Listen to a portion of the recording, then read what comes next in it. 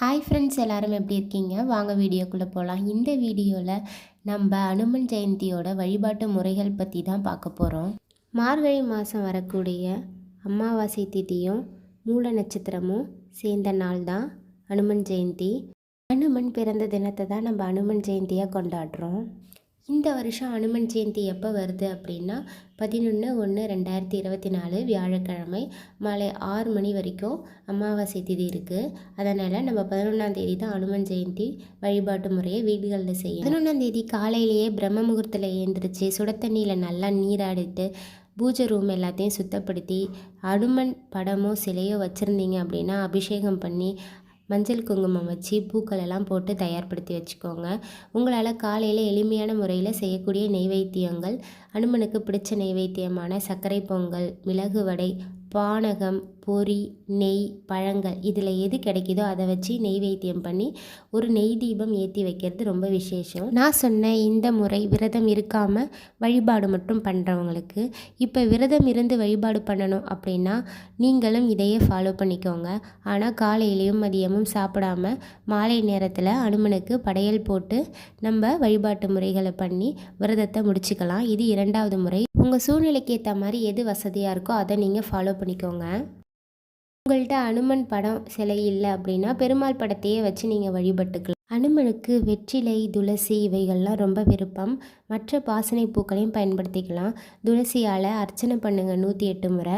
அர்ச்சனை பண்ணும்போது நம்ம சொல்ல வேண்டிய மந்திரம் என்ன அப்படின்னா, ஓம் வாயு புத்ராய நமக, அப்படி இல்லை அப்படின்னா ஓம் ஆஞ்சநேயாய நமக அப்படின்னு இந்த மந்திரத்தை 108 முறை சொல்லி துளசியால் அர்ச்சனை பண்ணுங்கள். நான் முன்னாடியே நெய்வேத்தியமாக வைக்கிற பொருட்கள்லாம் சொல்லியிருக்கேன். அதில் ரொம்ப சிறப்பான பொருள் என்ன அப்படின்னா மிளகு வடை தான். மிளகு வடை செய்ய முடியல அப்படின்னா உளுந்தில் மிளகு அதிகமாக போட்டு வெங்காயம் சேர்க்காமல் மெதுவடையாக செஞ்சு வழிபடுங்க.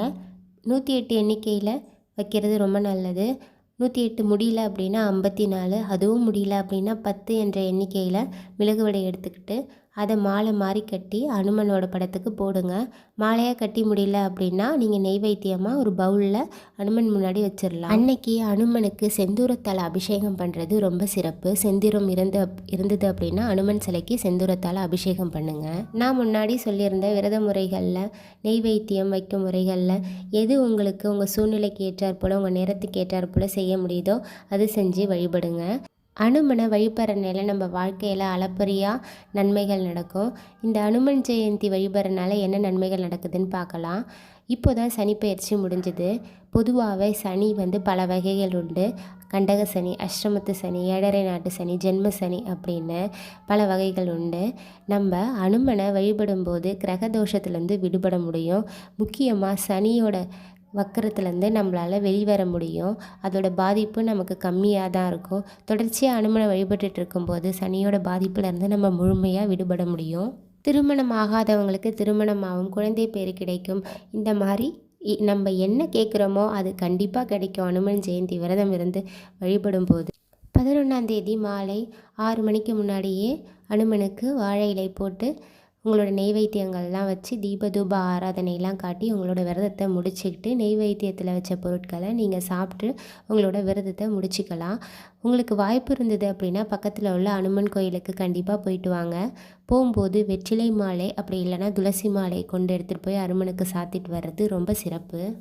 அனுமன் ஜெயந்தி அன்னைக்கு சுந்தரகாண்டம் படிக்கிறது ரொம்ப சிறப்பு. அந்த காலத்தில் சுகப்பிரசவம் நடக்கணும் அப்படின்னா சுந்தரகாண்டம் படிக்க சொல்லுவாங்க. குழந்தையும் நல்லா ஆரோக்கியமாக வலிமையாக பிறக்கும்னு சொல்லுவாங்க. எங்கெல்லாம் ஸ்ரீராமஜெயம் அப்படின்ற மந்திரம் ஒலிக்குதோ அங்கெல்லாம் அனுமன் வந்துடுவார் அப்படின்னு சொல்லுவாங்க. அதனால் கண்டிப்பாக அன்னைக்கு 108 முறை ஸ்ரீராமஜெயம் சொல்லுங்கள், நோட்டில் எழுதுங்க. எல்லாருக்குமே அனுமனோட அருள் கிடச்சி நம்ம நினைக்கிறது எல்லாம் நடக்கணும்னு நானும் வேண்டிக்கிறேன். எனக்கு தெரிஞ்ச விஷயங்களை உங்கள் கூட நான் ஷேர் பண்ணிக்கிட்டேன். இந்த வீடியோ பிடிச்சிருந்தது அப்படின்னா நம்ம சேனலை ப்ளீஸ் சப்ஸ்கிரைப் பண்ணி சப்போர்ட் பண்ணுங்கள். இந்த மாதிரி நிறையா வீடியோஸ் நம்ம சேனலில் இருக்குது, செக் பண்ணி பாருங்கள். தேங்க்யூ ஃபார் வாட்சிங்.